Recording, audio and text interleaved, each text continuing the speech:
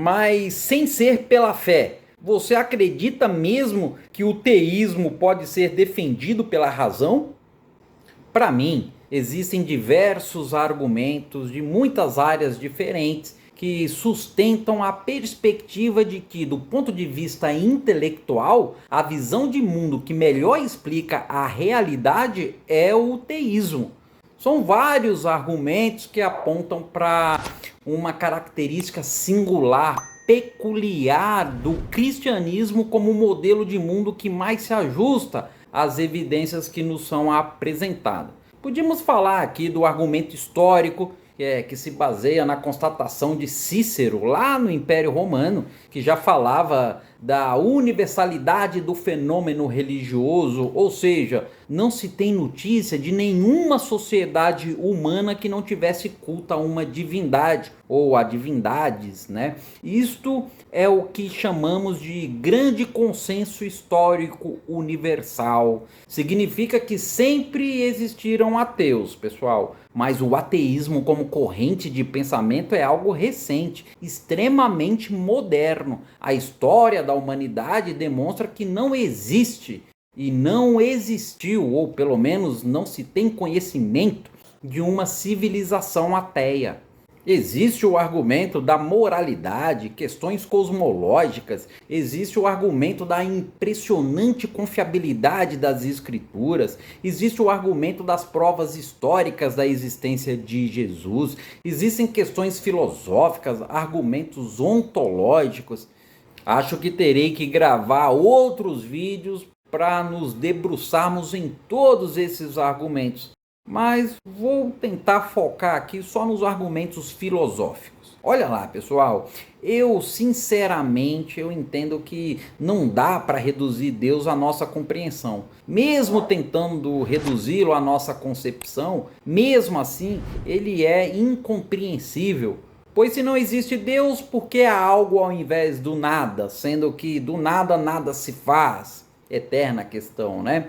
Mas pensadores como Tomás de Aquino, por exemplo, acreditava que, apesar da razão humana ser limitada, apesar dela ser imperfeita, nós possuímos a capacidade de transcender o mundo físico e alcançar o que ele vai chamar de causas primeiras, a filosofia, né? Por isso, por meio da nossa razão mesmo, é possível compreender evidências fundamentais da existência de Deus. São 5 argumentos baseados apenas em conceitos filosóficos. Por isso, eu acho que eu precisaria de algumas horas para explicar, mas eu vou tentar falar resumidamente deste que eu chamo de conjunto de verdades filosóficas. O primeiro argumento é o argumento derivado do movimento. Para entender esse argumento, primeiro é preciso fazer uma pequena explicação sobre a metafísica de Aristóteles. Vamos lá. Por meio da experiência sensorial, por meio dos nossos sentidos, nós percebemos que as coisas se movem, né? O mundo está em movimento constante. Para Aristóteles, esse movimento é todo tipo de mudança sofrida pelos entes, o que ele chama de transição da potência em ato. Prestem atenção nisso. Em todo movimento, algo passou de potência para ato. O ato é a manifestação atual do ser, aquilo que já existe. A potência, posso dizer que é as possibilidades do ser, sua capacidade, aquilo que ainda não é, mas pode vir a ser. Na metafísica aristotélica, tudo é movido por uma força que efetiva a potencialidade dos seres. Então, todas as coisas, mesmo em ato, também são em potência. Olha só, uma árvore e também é uma folha de papel, ou uma cadeira, ou uma mesa em potência. Por exemplo, a potência da semente para ser árvore foi atualizada e algum tempo depois ela se tornou de fato uma árvore. Um papel em branco que possui a potencialidade de ser rabiscado, quando esse papel é rabiscado, ele se torna num papel rabiscado em ato. Da mesma forma, um copo de vidro, ele tem a potencialidade de ser quebrado. E quando alguém quebra esse copo, ele se torna um copo de vidro quebrado em ato. Ou seja, uma possibilidade que se concretizou. A causa do movimento, a passagem da potência em ato, é chamada motor. Acontece que nada pode mover a si mesmo. No exemplo do papel, ele não pode se rabiscar sozinho. Assim como o copo também, ele não pode se quebrar por conta própria. É necessário algo externo para concretizar essas potencialidades, essas possibilidades. Nada diferente do que mais tarde vai virar uma lei da física: força igual a massa vezes aceleração. O princípio fundamental da dinâmica, apresentado aí nas leis de Newton. Aliás, eu falei de vários cientistas aqui e esqueci de citar o maior cientista que pisou nesse planeta, Sir Isaac Newton, o homem que descobriu a gravidade, descobriu as leis do movimento, criou a ótica, reinventou a matemática. Ele era cristão e manifestava uma fé fervorosa na Bíblia, uma fé fervorosa em Jesus. Inclusive, ele escreveu muito mais sobre a Bíblia do que sobre ciência. Mas voltando aqui para o nosso raciocínio, eu dizia, como nada pode mover a si mesmo, sendo necessário algo externo ao ente para concretizar sua possibilidade, sua potencialidade, então torna-se obrigatório reconhecer a existência de um motor primeiro que deu causa ao movimento. Se a gente começar a pensar numa série infinita de motores, seria apenas deslocar o problema e não explicar a razão da mudança. É o mesmo que perguntar quem criou Deus. Veja que essa pergunta ela não tem lógica. Porque se algo criou Deus, então esse algo é a origem criadora. Portanto, é Deus. E se Deus pudesse ser criado, ele não seria Deus, já que o que pode ser criado é criatura e não criador. Quando pergunto quem criou Deus, estou apenas deslocando o problema. Então, Deus, quem criou Deus? Um outro Deus. Quem criou outro Deus? Outro Deus. Ou seja, é infinito. Ah, professor, mas o senhor citou Aristóteles aqui, mas essa ideia de movimento já era defendida por Heráclito lá na Grécia Antiga.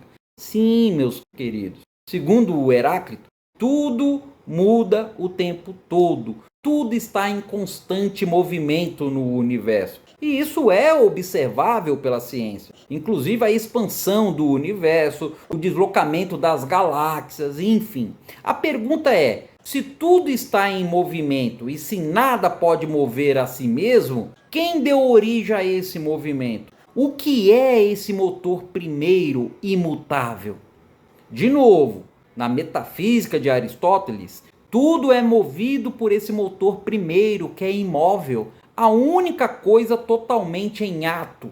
Ele é considerado o ato puro, que o Aristóteles vai identificar como o bem. Esse ato não é nada em potência, nem é a realização de potência alguma. Ele é sempre igual a si mesmo e não é um antecedente de coisa alguma. Desse conceito é que Tomás de Aquino derivou sua noção de Deus, em que Deus seria o ato puro, aquele que move todas as coisas, mas não é movido por nada. Ah, mas isso é partindo da premissa de Heráclito. Sim, só fazendo um adendo aqui, falamos de Heráclito, mas se pensarmos em Parmênides, que é a antítese ou a antitese de Heráclito, fica mais claro ainda. Parmênides conclui que o mundo que percebemos pelos sentidos é uma aparência, é uma ilusão, é o não ser, sendo que o ser é uno e eterno, a essência da existência. Dessa forma, o ser é, o não ser não é. Algo não pode ser e não ser ao mesmo tempo. Não tem como. Um é o oposto. O ser é, o não ser não é. Algo não pode ser e não ser ao mesmo tempo. Então, a essência da existência de todo ser é Deus. Para complementar esse argumento do movimento, podemos também considerar o argumento da causa eficiente. Como assim? No mundo, nós encontramos uma ampla relação de causas e efeitos, né? Considerando a impossibilidade de um conjunto infinito de causas e de efeitos, é necessário admitir a existência de uma causa primeira, uma causa que foi responsável por todas as outras causas intermediárias.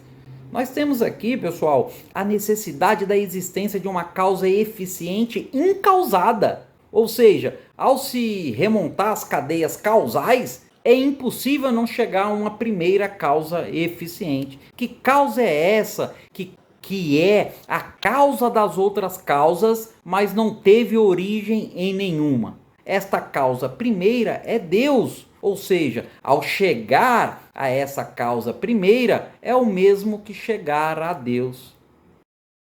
E temos também o caminho da contingência, que é o argumento que se desenvolve com base na constatação de que todas as coisas que são geradas são contingentes. Isto é, são seres não necessários, que nascem, se desenvolvem e morrem. Significa que esses seres podem tanto existir, o ser, quanto não existir, ou deixar de existir, o não ser. Agora pense, se tudo fosse contingente, poderia existir um tempo em que não houvesse nada, e por isso também agora não existiria nada. Se seres contingentes são seres cuja existência depende da existência de alguma outra coisa, então a existência atual das coisas somente é possível se houver uma causa que nunca foi e não é contingente. Justamente porque essa causa necessária é sempre um ato, ele é imutável. Lembra o ato puro, o motor primeiro, que causa todas as coisas e não é causada por nenhuma? Descartes também, em suas reflexões, ele demonstra a existência de Deus a partir do fato de que nós não podemos conservar a nós próprios. Se não podemos garantir a nossa existência, mas apesar disso nós existimos, é porque algo ou alguém pode nos garantir essa existência. Espera aí, professor, fiquei um pouco confuso. Eu marquei aqui, ó. Deixa eu ver se entendi. Todo ser contingente que existe pode deixar de existir. Se todas as coisas que existem podem deixar de existir, então alguma vez nada existiu, certo? Por isso agora também nada existiria. É isso. Olha só, é isso. Tudo que não existe só passa a existir em função de algo que já existia. Vamos lá. Pessoal, qualquer pessoa que esteja sinceramente buscando a verdade jamais questionará essas duas premissas. Primeiro, a de que nada vem do nada. E segundo, de que tudo que veio a existir possui uma causa. Perfeito, perfeito. Então, eu falei do argumento do movimento, do argumento da causa eficiente e do argumento da contingência. Agora eu vou falar do quarto argumento, o do caminho dos graus de perfeição. Tomás de Aquino apresenta uma ideia de comparação por meio de parâmetros, o que é melhor, o que é pior, o que é maior. Isso nos faz crer que existe uma medida que é o paradigma de tudo, que padroniza todas as coisas. Então, deve existir algo a que todas as coisas podem ser comparadas. Existem graus variados de comparação, mas existe um ser com o máximo de bondade, com o máximo de beleza, de poder, de verdade, um ser máximo, completo, pleno. Esse ser é Deus. Veja que existe uma gradação dos entes de acordo com o nível mais ou menos perfeito do ser. Um ente que tem mais perfeição será mais uno, mais belo, mais verdadeiro, bom. E nós temos a intuição, né, de que à medida de todas as coisas que buscamos pela comparação, esse padrão estabelecido não está no homem. O homem só o percebe. Possuir mais ou menos perfeição não deriva da nossa essência. Pelo contrário, ela está fora de nós, externo a nós. Se a perfeição fosse da nossa própria essência, nós seríamos plenos, absolutos, perfeitos, né? Por outro lado, os entes que não são dotados de ser de uma forma absoluta, eles devem ser partícipe de algo absoluto. O ser absoluto, que é a fonte de tudo que existe, é Deus. Tomás de Aquino vai dizer que Deus é o ser perfeitíssimo. Este ser deve transcender a ordem dos entes naturais, porque ele é a fonte de todas as perfeições. As perfeições encontradas nos seres naturais estão neste ser em grau máximo. Ele é a própria bondade, a própria verdade, a própria santidade, enfim. Os entes e suas perfeições finitas apenas participam da sua suma e plena perfeição.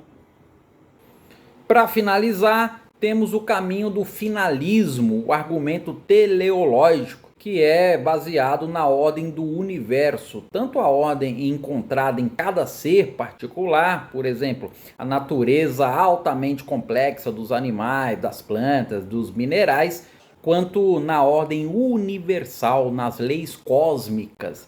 É evidente que as coisas da natureza, elas não podem caminhar para um fim conscientemente, porque as coisas da natureza não têm inteligência, não têm vontade própria. Mas mesmo assim, quando a gente olha para a natureza, nós observamos que os seres agem sempre da mesma maneira. Eles agem de acordo com uma finalidade específica. Seres que agem guiados por uma força natural. O nosso corpo, por exemplo, ele é constituído por um conjunto de sistemas orgânicos, sistema respiratório, digestivo, nervoso.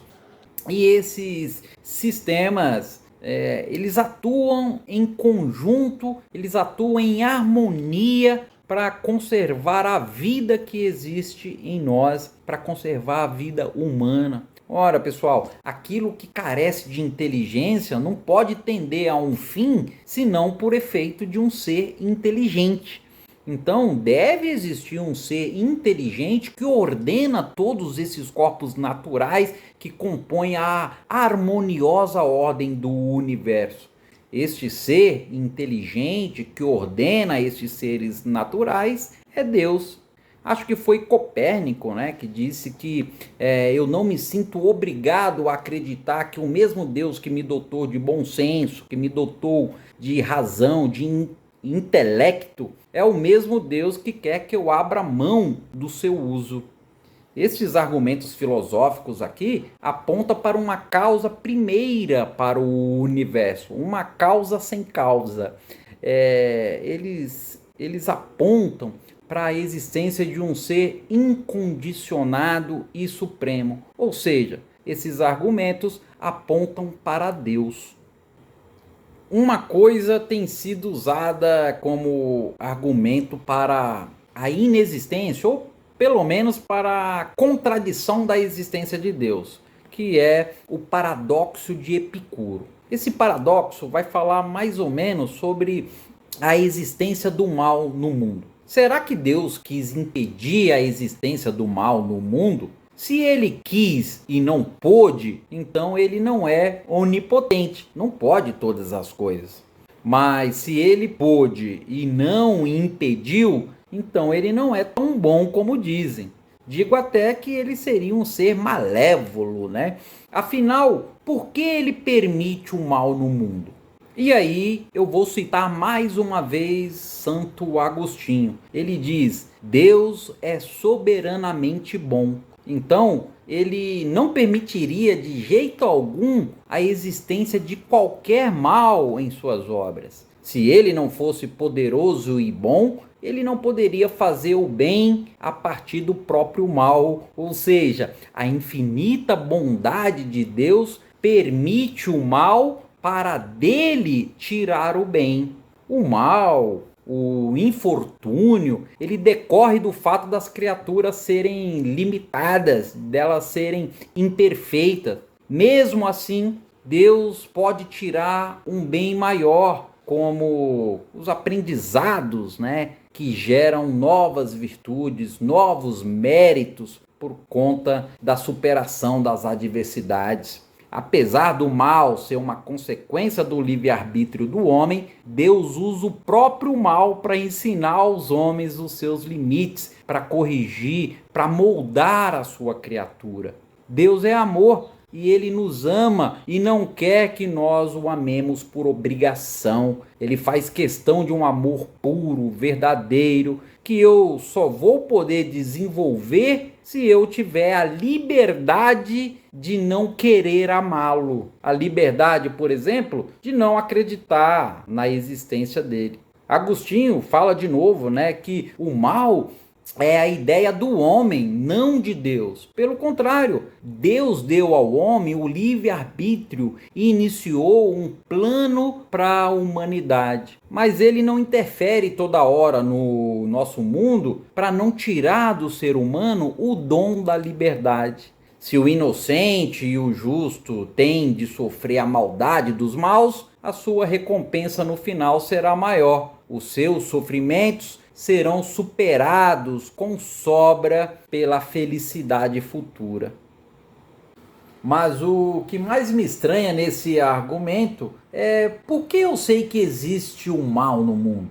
Por que eu sei que algo é justo ou injusto? Porque tem uma lei moral dentro de mim. No meu íntimo existe um conjunto de preceitos que guardamos numa coisa chamada consciência. É isso que me faz distinguir o bem do mal, o certo do errado, o justo do injusto. E é isso que me constrange quando eu pratico o mal. E é isso que me recompensa quando eu pratico o bem. Sabe aquela sensação de dever cumprido? Quem colocou essa lei moral em nós? Quando você me fala sobre a maldade no mundo, sobre as injustiças, eu apenas confirmo que todas as mazelas são consequências das ações dos seres humanos, dos próprios homens.